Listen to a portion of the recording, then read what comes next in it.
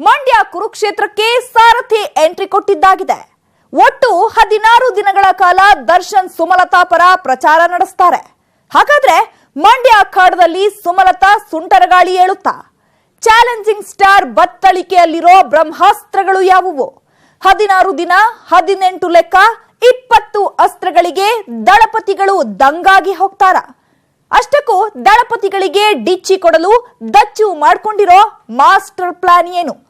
ಚಕ್ರವರ್ತಿಯ ಚಕ್ರವ್ಯೂಹ ಹೇಗಿದೆ ಗೊತ್ತಾ? ತೋರಿಸ್ತೀವಿ ನೋಡಿ. ಮಂಡ್ಯದಲ್ಲಿ ಗೌಡ್ತಿಪರ ಸಾರಥಿ ರಣಕಹಳೆ.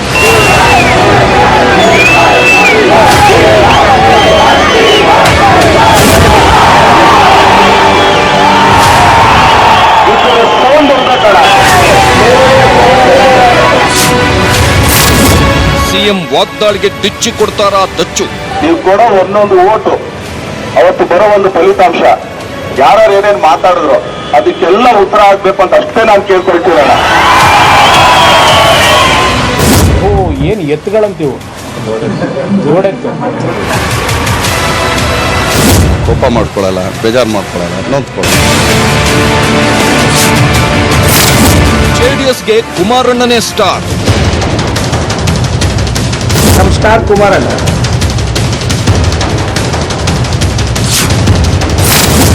ಡಿಸಿ ಕಚೇರಿಯನ್ನು ಮಿಸ್ಯೂಸ್ ಮಾಡಿಕೊಂಡ್ರ ಸಿಎಂ.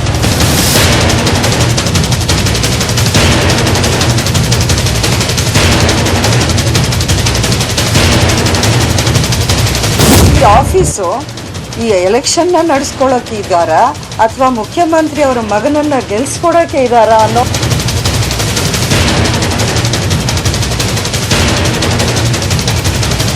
ದಬ್ಬಾಳಿಕೆಗಳನ್ನ ನಡೆಸಿ, ಅಧಿಕಾರ ಇಲ್ಲದೆ ದಬ್ಬಾಳಿಕೆ ನಡೆಸಿ ಅಧಿಕಾರಿಗಳ ಮೇಲೆ ಒತ್ತಡ ಆಗ್ತಕ್ಕಂಥ ಕೆಲಸ ಮಾಡ್ಕೊಂಡು ಹೊರಟಿದ್ದಾರೆ.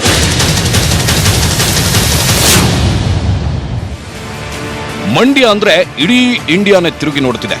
ಮಂಡ್ಯ ಅಖಾಡದಲ್ಲಿ ರಂಗೇರ್ತಿರೋ ರಾಜಕೀಯ ಅಷ್ಟೊಂದು ಹವಾ ಕ್ರಿಯೇಟ್ ಮಾಡ್ತಿದೆ. ಇಂಥ ಅಖಾಡಕ್ಕೆ ಇದೀಗ ಚಾಲೆಂಜಿಂಗ್ ಸ್ಟಾರ್ ದರ್ಶನ್ ಎಂಟ್ರಿ ಕೊಟ್ಟಿದ್ದು ಮತ್ತಷ್ಟು ಅಬ್ಬರ ಸೃಷ್ಟಿಯಾಗಿದೆ. ದರ್ಶನ್ ಎಂಟ್ರಿಯಿಂದ ದಳಪತಿಗಳ ಎದೆಯಲ್ಲಿ ಢವ ಮತ್ತಷ್ಟು ಜಾಸ್ತಿ ಆಗಿದೆ ಅನ್ನೋ ಮಾತುಗಳು ಕೇಳಿ ಬರ್ತಿವೆ.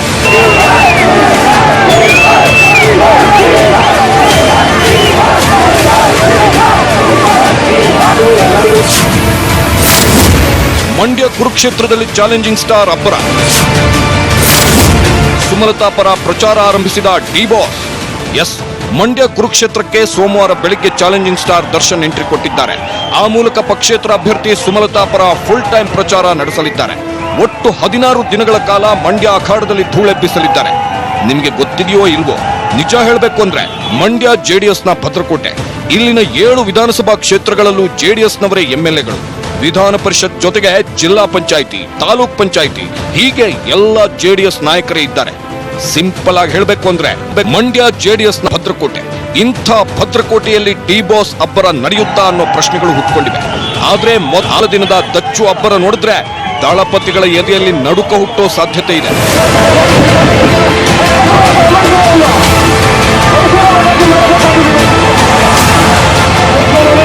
ಈ ಸಲ 18ನೇ ತಾರೀಕು ಕ್ರಮ ಸಂಖ್ಯೆ 20. ಈಗ ಇಲ್ಲ ಅಮ್ಮ ಅಂತಂದ್ರೆ ಯಾರಿಗೂ ಗೊತ್ತಾಗಲ್ಲ, ಅದಕ್ಕೋಸ್ಕರ ಸುಮಲತಾ ಎ ಕ್ರಮ ಸಂಖ್ಯೆ 20 ಇದರ ಸೌಂಡ್ ಇರ್ಬೇಕಲ್ಲ. ಆದ್ರಿಂದ ದಯವಿಟ್ಟು 18ನೇ ತಾರೀಕು ಇಲ್ಲಿ ವಯಸ್ಸಾದವರು ಇದ್ದಾರೆ, ದಯವಿಟ್ಟು ಮನೆಯಲ್ಲಿರೋ ಎಲ್ಲ ಯಂಗ್ಸ್ಟರ್ಸ್ಗಳನ್ನು ಕರ್ಕೊಂಡೋಗಿ ಅವ್ರಿಗೆ ಕ್ರಮ ಸಂಖ್ಯೆ ತೋರಿಸಿ ಅವ್ರಿಗೆ ಬಹುಮತದಿಂದ ದೇಶೀಯರಾಗಿ ಮಾಡ್ಬೇಕು ಅಂತ ಹೇಳಿ ಎಲ್ಲರ ಹತ್ರ ನಮ್ ಕಳ್ಕಳಿ ಪ್ರಾರ್ಥನೆ. ನಿಮ್ಮ ಆಶೀರ್ವಾದ, ಪ್ರೋತ್ಸಾಹ, ಈ ಕೂಗು 18ನೇ ತಾರೀಕು ಅಂತಾನೆ ಇರ್ಬೇಕಣ್ಣ. ದಯವಿಟ್ಟು ಕೇಳ್ಕೊತೀವಿ ಎಲ್ಲ ತಂದೆ ತಾಯಿ ಎಲ್ಲರೂ ಹೇಳಿ.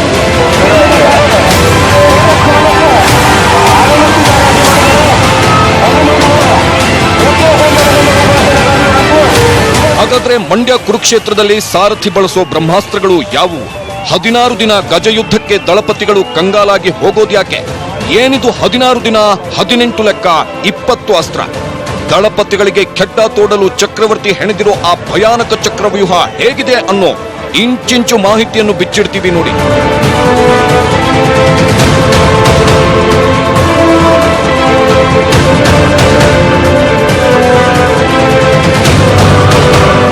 ಸಿಎಂ ಪುತ್ರ ನಿಖಿಲ್ ಮತ್ತು ಸುಮಲತಾ ಮಧ್ಯೆ ಮಂಡ್ಯದಲ್ಲಿ ಹೈ ವೋಲ್ಟೇಜ್ ವಾರ್ ಶುರುವಾಗಿದೆ. ನಿಖಿಲ್ ಪರ ಸಿಎಂ, ಮಾಜಿ ಪಿಎಂ ದೇವೇಗೌಡ ಸೇರಿದಂತೆ ಇಡೀ ಜೆಡಿಎಸ್ ಪಟಾಲಮ್ಮೆ ನಿಂತಿದೆ. ಇತ್ತ ಸುಮಲತಾ ಪರ ಬಿಜೆಪಿ, ಕಾಂಗ್ರೆಸ್ ಮತ್ತು ಜೆಡಿಎಸ್ನ ಅತೃಪ್ತ ನಾಯಕರು ನಿಂತಿದ್ದಾರೆ. ಆದ್ರೆ ಇದೆಲ್ಲದಕ್ಕಿಂತ ಮುಖ್ಯವಾಗಿ ಸುಮಲತಾರಿಗೆ ಅಂಬಿ ಅಭಿಮಾನಿಗಳು ಅನುಕಂಪದ ಅಲೆ ಇದೆ. ಜೊತೆಗೆ ಸ್ಯಾಂಡಲ್ವುಡ್ ಸಪೋರ್ಟ್ ಇದೆ. ಅದರಲ್ಲೂ ಸ್ಯಾಂಡಲ್ವುಡ್ನ ಡಿ ಬಾಸ್ ಖ್ಯಾತಿಯ ದರ್ಶನ್ ಸುಮಲತಾ ಬೆನ್ನಿಗೆ ನಿಂತಿದ್ದಾರೆ. ಹೀಗಾಗಿ ಸುಮಲತಾರಿಗೆ ಆನೆ ಬಲ ಸಿಕ್ಕಂತಾಗಿದೆ.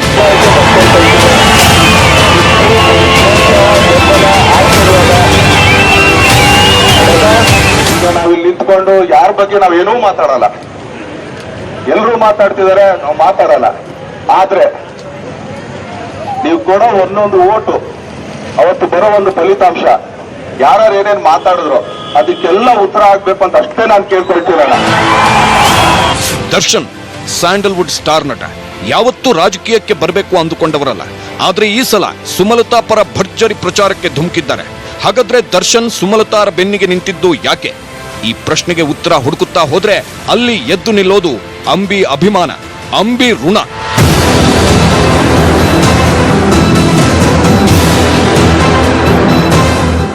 ಎಸ್, ನಟ ದರ್ಶನ್ಗೆ ಅಂಬರೀಷ್ ಅಂದ್ರೆ ಸಾಕಷ್ಟು ಅಭಿಮಾನವಿದೆ. ಅಂಬರೀಷ್ ಅವರು ಕೂಡ ದರ್ಶನ್ ಅವರನ್ನು ಪ್ರೀತಿಯಿಂದ ಕಾಡ್ತಿದ್ರು. ದರ್ಶನ್ ಸಂಸಾರದಲ್ಲಿ ಕಲಹ ಏರ್ಪಟ್ಟಾಗ ಅಂಬರೀಷ್ ಮಧ್ಯಪ್ರವೇಶಿಸಿ ಸಮಸ್ಯೆಯನ್ನು ಪರಿಹರಿಸಿದ್ರು.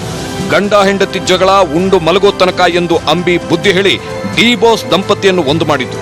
ಹೀಗಾಗಿ ಆನಂತರ ಅಂಬರೀಷ್ ಅವರನ್ನು ದರ್ಶನ್ ಅಪ್ಪಾಜಿ ಅಂತ ಪ್ರೀತಿಯಿಂದ ಕರೆಯುತ್ತಿದ್ರು. ಅಷ್ಟೇ ಅಲ್ಲ, ಇಂದಿಗೂ ಕನ್ನಡ ಚಿತ್ರರಂಗದಲ್ಲಿ ಮರೆಯಲಾಗದ 4 ಹೆಸರುಗಳಿವೆ. ಆ ಹೆಸರುಗಳು ಯಾವುವು ಅನ್ನೋದನ್ನ ದರ್ಶನ್ ಅವರೇ ಹೇಳ್ತಾರೆ, ಕೇಳಿ. ಇಲ್ಲ ಸರ್, ಚಿತ್ರರಂಗದಲ್ಲಿ 4 ಹೆಸರು ಸರ್. ಒಂದು ರಾಜ್ಕುಮಾರ್ ಅವರು ಸರ್, ವಿಷ್ಣು ಸರ್, ಶಂಕರ್ ನಾಗ್ನವ್ ಸರ್, ಅದು ಬಿಟ್ಟರೆ ಲಾಸ್ಟಲ್ಲಿ ಅಪ್ಪಾಜಿ ಅವ್ರ ಹೆಸರು ಬರುತ್ತೆ ಸರ್. ಇನ್ನೂ 100 ತಲೆಮಾಲು ಹೋಗ್ಲಿ ಸರ್, ಈ 4 ಹೆಸರು ಯಾವತ್ತೂ ಜನಗಳ ಮನಸ್ಸಿನಿಂದ ಹೋಗಲ್ಲ.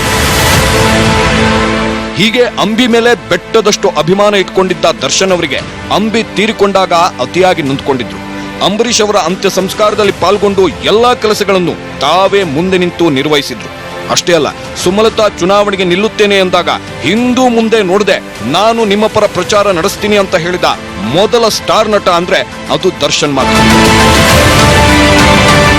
ಆಕ್ಚುಲಿ ಆಗ್ಲೇ ನಮ್ಮ ಹೀರೋನೇ ಹೇಳಿದ್ರು, ನಮ್ಮ ಮನೆ ಮಕ್ಕಳಾಗಿ ಬಂದಿದ್ದೀವಿ. ಇದು ಮೊದಲನೇ ಎಲೆಕ್ಷನ್ ಏನ್ ಮಾಡ್ತಿಲ್ಲ ನನ್ನ ಅಪ್ಪಾಜಿ ಅವ್ರಿಗೆ. ಹೆಚ್ಚು ಕಮ್ಮಿ 1 MP ಎಲೆಕ್ಷನ್, 3 MLA ಎಲೆಕ್ಷನ್. ಆಮೇಲೆ ಇವತ್ತು ಅಮ್ಮ ನಿಂತಿದ್ದಾರೆ ಅಂದ್ರೆ ಆಕ್ಚುಲಿ ಅಮ್ಮ ನಿಂತ್ರೆ ನಾನು ಅಪ್ಪಾಜಿ ನೋಡ್ತಾ ಇದ್ದೀವಿ. ಯಾವತ್ತೂ ಅಷ್ಟೇನೆ, ಯಾವುದೇ ಅಮ್ಮ ಅವಾಗಲೇ ಮಾತಾಡೋ ಸಿಂಪತಿ ಏನಿಲ್ಲ. ಇಲ್ಲ, ಆಕ್ಚುಲಿ ಅವ್ರು ಮಾಡಿರೋ ಕೆಲಸಗಳು ಇಡೀ ಮಂಡ್ಯ ಜನತೆಗೆ ಅವ್ರು ಮಾಡಿರೋ ಕೆಲಸಗಳು, ಅವ್ರ ಕೊಡುಗೆಗಳು. ಹೀಗೆ ಮಾರ್ಚ್ 18ರಂದು ದರ್ಶನ್ ಹೇಳಿದಂತೆಯೇ ಸುಮಲತಾ ಪರ ಮಂಡ್ಯದಲ್ಲಿ ಫುಲ್ ಟೈಮ್ ಪ್ರಚಾರಕ್ಕೆ ಧುಮುಕಿದ್ದಾರೆ. ಏಪ್ರಿಲ್ 1ರಿಂದ 16ರವರೆಗೆ ಹಳ್ಳಿ ಸುತ್ತಿ ಸುಮಲತಾ ಪರ ಮತಯಾಚಿಸಲಿದ್ದಾರೆ. ಸೋಮವಾರ ಮಂಡ್ಯದ ಶ್ರೀರಂಗಪಟ್ಟಣ ಕ್ಷೇತ್ರದಿಂದ ದರ್ಶನ್ ಪ್ರಚಾರ ಪ್ರಾರಂಭಿಸಿದ್ರು. ಮೊದಲ ದಿನ 28 ಗ್ರಾಮಗಳಲ್ಲಿ ಸುತ್ತಾಟ ನಡೆಸಿ ಭರ್ಜರಿ ಪ್ರಚಾರ ನಡೆಸಿದ್ರು.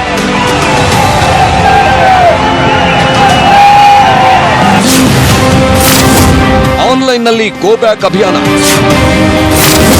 ಜೆಡಿಎಸ್ ತಂತ್ರಕ್ಕೆ Dachchu don't care. Yes, Sumalatha ಪರ ದರ್ಶನ್ ಮತ್ತು ಯಶ್ ಪ್ರಚಾರ ನಡೆಸೋದಾಗಿ ಘೋಷಿಸಿದ ಬೆನ್ನಲ್ಲೇ ದರ್ಶನ್ ಹಾಗೂ ಯಶ್ ವಿರುದ್ಧ ಸಾಮಾಜಿಕ ಜಾಲತಾಣದಲ್ಲಿ ಗೋ ಬ್ಯಾಕ್ ಅಭಿಯಾನ ಆರಂಭವಾಗಿತ್ತು. ಏಕಾಏಕಿಯಾಗಿ ಬಂದು ಪ್ರಚಾರ ಮಾಡಿ ನಿಖಿಲ್ ಕುಮಾರಸ್ವಾಮಿ ಅವರನ್ನು ಸೋಲಿಸಲು ಪ್ರಯತ್ನಿಸುವುದು ಸರಿಯಲ್ಲ ಅನ್ನೋ ಕೂಗು ಕೇಳಿಬಂದಿತ್ತು. ಅಷ್ಟೇ ಅಲ್ಲ, ಬೇಕಾದ್ರೆ ಚುನಾವಣೆಗೆ ನೀವು ಸ್ಪರ್ಧಿಸಿ, ನಿಮಗೆ ನೀವೇ ಪ್ರಚಾರ ಮಾಡಿಕೊಳ್ಳಿ, ನೀವು ನಟರೆಂದು ನಮಗೆ ಅಭಿಮಾನವಿದೆ, ನೀವು ರಾಜಕೀಯವಾಗಿ ಪ್ರಚಾರಕ್ಕೆ ಬಂದ್ರೆ ಅಭಿಮಾನಿಗಳಿಗೆ ಬೇಸರವಾಗುತ್ತೆ, ಹಾಗಾಗಿ ಸುಮಲತಾ ಪರ ಪ್ರಚಾರ ಮಾಡಬೇಡಿ, ಒಂದು ವೇಳೆ ಪ್ರಚಾರಕ್ಕೆ ಬರೋದಾದ್ರೆ ನಿಮ್ಮ ವಿರುದ್ಧ ಗೋ ಬ್ಯಾಕ್ ಚಳುವಳಿ ಮಾಡಬೇಕಾಗುತ್ತೆ ಅಂತ ಜೆಡಿಎಸ್ ಕಾರ್ಯಕರ್ತರು ಎಚ್ಚರಿಕೆ ನೀಡಿದ್ರು. ಆದ್ರೆ ಈ ಎಚ್ಚರಿಕೆಗೆ ದಚ್ಚು ಡೋಂಟ್ ಕೇರ್ ಅಂತಿದ್ದಾರೆ. ಆ ಮೂಲಕ ಹೇಳಿದಂತೆಯೇ ಮಂಡ್ಯದಲ್ಲಿ ಸುಮಲತಾ ಪರ ಭರ್ಜರಿ ಪ್ರಚಾರ ನಡೆಸುತ್ತಾ ಧೂಳೆಬ್ಬಿಸುತ್ತಿದ್ದಾರೆ.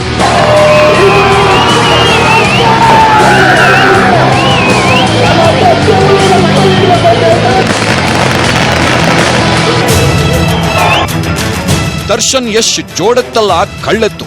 ಮಾರ್ಚ್ 18ರಂದು ಸುಮಲತಾ ಮಂಡ್ಯದಲ್ಲಿ ಪಕ್ಷೇತರ ಅಭ್ಯರ್ಥಿಯಾಗಿ ಸ್ಪರ್ಧಿಸ್ತೀನಿ ಅಂತ ಘೋಷಿಸಿದಾಗ ಸುಮಲತಾ ಬೆನ್ನಿಗೆ ನಿಂತಿದ್ದು ಮತ್ತಿದೆ ಯಶ್ ಮತ್ತು ದರ್ಶನ್. ಅವತ್ತು ದರ್ಶನ್ ಮಾತಾಡ್ತಾ ಸುಮಲತಾ ಪರ ನಾನೊಬ್ಬನೇ ಅಲ್ಲ, ನಮ್ಮ ಹೀರೋನೂ ಇದ್ದಾರೆ, ನಾವು ಜೋಡೆತ್ತುಗಳು ಅಂದಿದ್ರು. ಇದಕ್ಕೆ ಪ್ರತಿಕ್ರಿಯಿಸಿದ ಸಿಎಂ ಕುಮಾರಸ್ವಾಮಿ ಇವರು ಜೋಡೆತ್ತಲ್ಲ ಕಳ್ಳೆತ್ತುಗಳು ಅಂದಿದ್ರು. ಹಾಗಾದ್ರೆ ದರ್ಶನ್ ಹೇಳಿದ್ದೇನು, ಅದಕ್ಕೆ ಸಿಎಂ ತಿರುಗೇಟು ನೀಡಿದ್ದು ಹೇಗೆ ಗೊತ್ತಾ? ಸರ್, ನಮ್ಮ ಹೀರೋನು ಇದಾರಲ್ಲ ಸರ್, ಆಕ್ಚುಲಿ ಒಂದು ಹೇಳ್ತೀನಿ ಸರ್, ಆಕ್ಚುಲಿ ಒಂಟಿ ಗಾಡಿ ಹೊಡಿತಲ್ಲ ಸರ್, ಜೋಡಿ ಎತ್ತು ಗಾಡಿ ಹೊಡಿತಾರ ನಾವು. ಏನು ಎತ್ತುಗಳಂತೀವು, ಜೋಡೆತ್ತು. ಇವು ಜೋಡೆತ್ತು ಅಂದ್ರೆ ಹೊಲದಲ್ಲಿ ಉಡ್ತು ಕೆಲಸ ಮಾಡವಲ್ಲ ಇವು. ರೈತರು ಬೆಳೆದು ಫಸಲಿರ್ತದಲ್ಲ, ಅರ್ಧ ರಾತ್ರಿ ಹೋಗಿ ಫಸಲನ್ನ ತಿಂದು ದಷ್ಟಪುಷ್ಟವಾಗಿ ಹೋಗಂತವು ಇವು.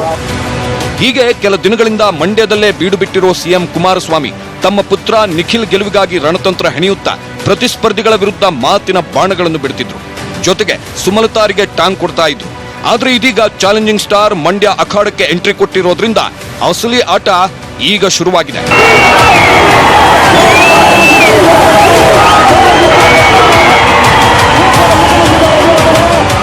ದರ್ಶನ್ ಮೊದಲ ದಿನವೇ ಮಂಡ್ಯದ 28 ಹಳ್ಳಿ ಸುತ್ತಿ ಸುಮಲತಾ ಪರ ಭರ್ಜರಿ ಕ್ಯಾಂಪೇನ್ ನಡೆಸಿದ್ದಾರೆ.